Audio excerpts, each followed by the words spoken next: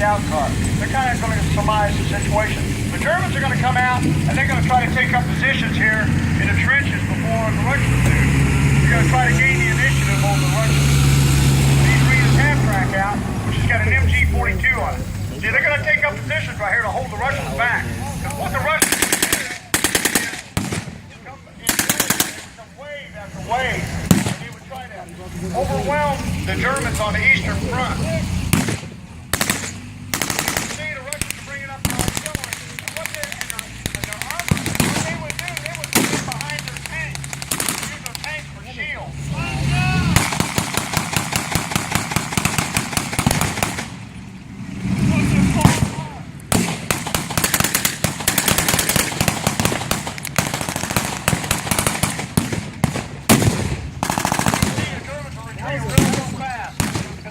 Technically, the Russians have the advantage with the armor. The other half-track out there are going to try to outflank them on this side.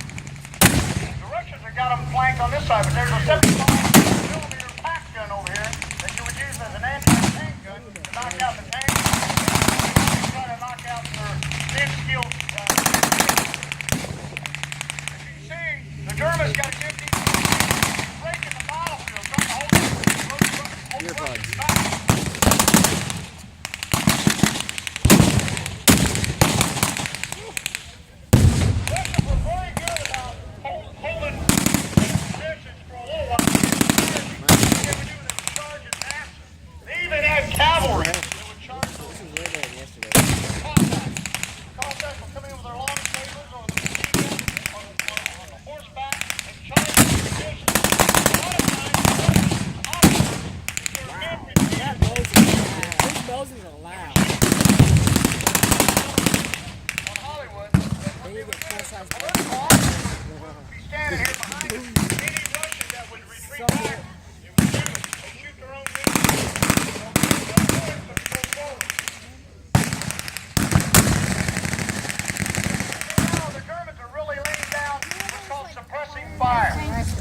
They're raking the whole field to keep these guys at bay.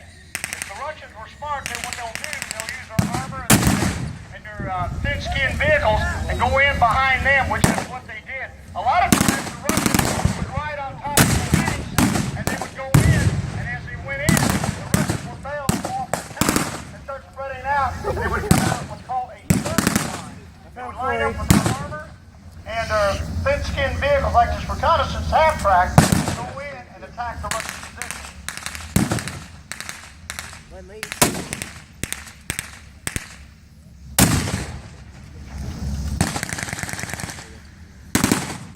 If this was a typical battle, if the Germans had any armor, probably what they would do is armor.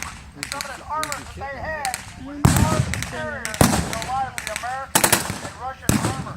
The Tiger 1, the King Tiger, and the Panther are some of the type of tanks they had. They also had a Mark IV.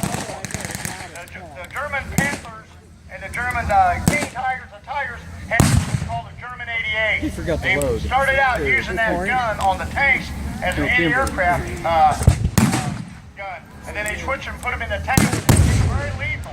They can penetrate 3 inches of armor just like a knife in the butt. I mean, it just devastate a tank. The range of a Tiger tank was a mile. Whereas like the Germans and the T-34 was probably about 100 yards. So they gun and outdistance. So we got jammed. As you can see, we have a Russian sniper over here. Oh, that's adorable. So he's over here. He's sizing up any German that pokes his hand up over there.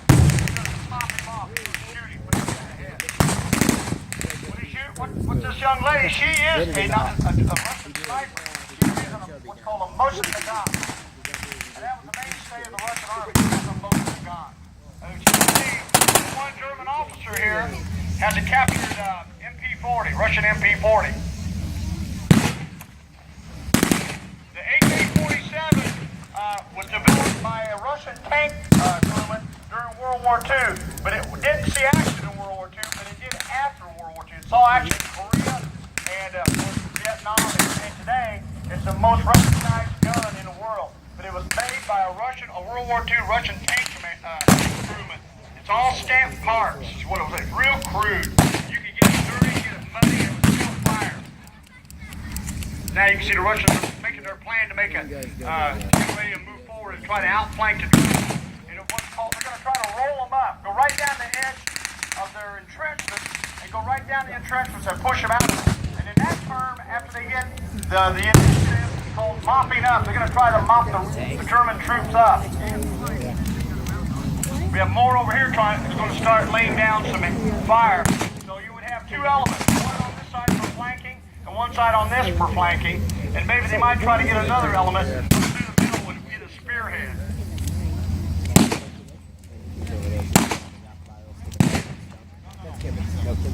Timber straight across. Formulating their plan, what they're going to do. They're going to try to rush the Germans. Take it out where? See the tree stump? It goes boom, boom.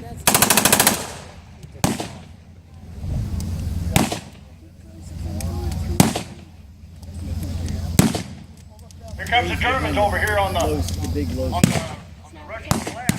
They're going to try to outflank them. As you can see, they've got a skirmish line over here. So now it looks like the Germans are trying to take the initiative and gain the initiative on the Russians. So now you can see now the Russians have shifted their flank and now addressing the skirmish line over here. You can see that now this Russian commander has shifted the force over here on the left. They're going to come right. So we're going to have a small skirmish on this side. So we're going to try to keep the Russians from coming up what's called a pincer move from two sides.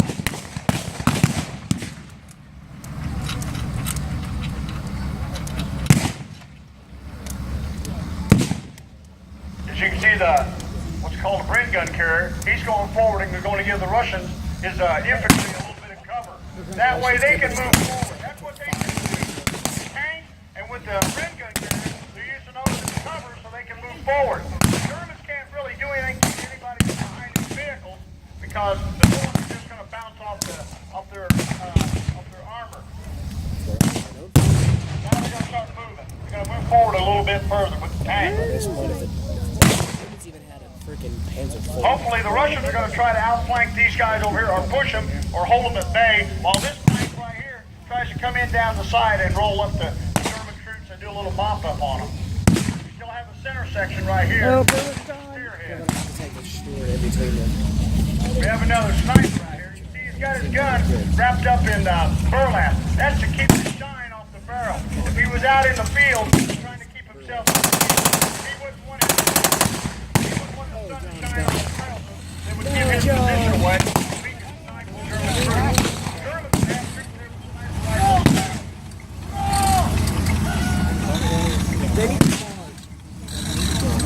Timber! The Germans are getting a little bit of position. They're coming in around the third flank, outflanking the Russians now.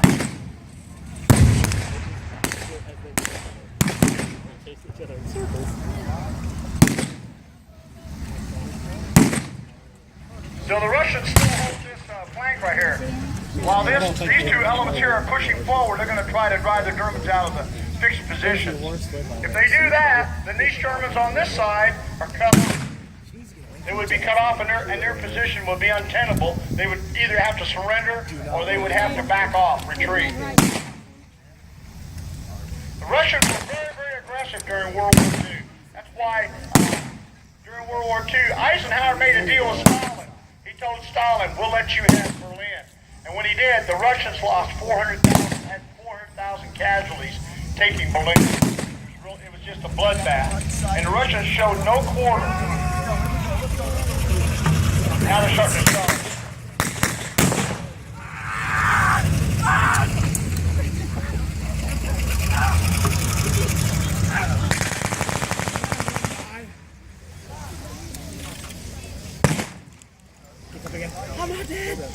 Now they're going to go right down to trench works, right all the way down, and they're going to push in on them and drive them out of the trenches or try to make them surrender. You see that German inside the street, the Russians knock them off.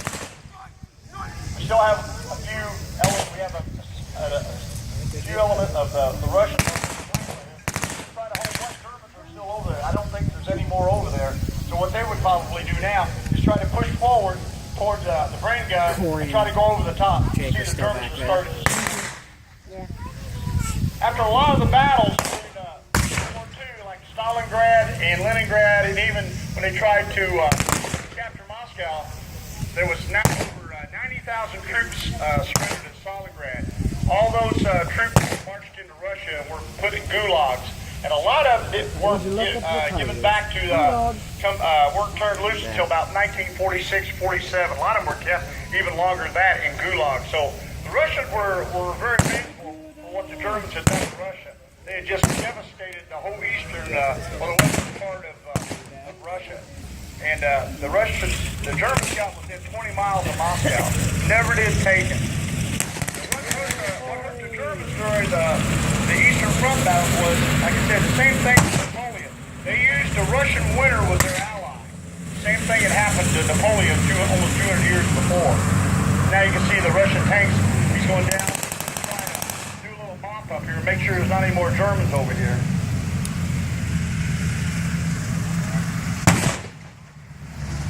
Russians are using all the vehicles as cover. He's going to go right down the side here. And he's probably going to lay around right down the. They probably got a couple of die-hard Germans that are not going to give up. So now he's going to come in the backside. So they built up, got the Germans encircled. And their position in the fixed positions is untenable. They can't no longer hold that position. They're still going to get a few die-hard. They're not going to surrender. So it looks to me like they do have the Germans surrounded. What ones are still fighting may give up. No.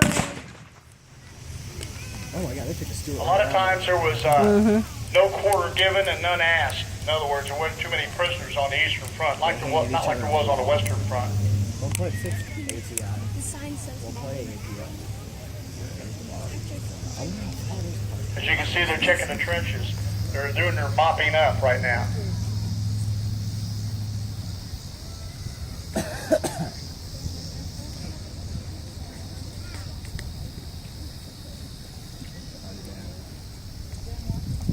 This is a little bit of what we call, a little bit of World War II history that a lot of people don't know about. The Eastern Front. They technically they don't really teach this in the history books or teach this in school. It's always about Normandy and a little bit about the Pacific.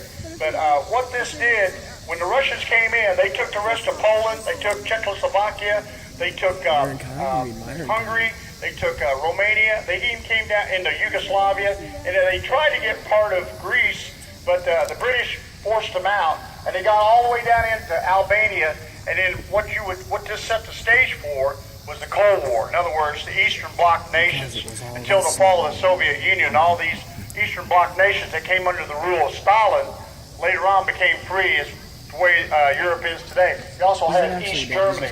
Even Germany was split in half. Berlin was divided up into 4 equal parts. You had the Americans, the British, the Russians, and the French had all a part of Berlin. Of course, the Berlin Wall fell or was taken down in the 1980s. And you can still go to Berlin today, and you can see where the Berlin Wall was at. And some parts of it is still standing today. You see people hitting at it with rocks. They got some of the buildings. They have the Gestapo headquarters. They have what's called the Museum of Horrors. But the Russians really wanted some payback for what the Germans did to them in World War II. I think this is the end of our scenario. If you might want to give these guys a round of applause. The other thing too, like I said in some of the other scenarios, we teach gun safety. The guys are very well versed on the handling of their weapons. We don't condone war.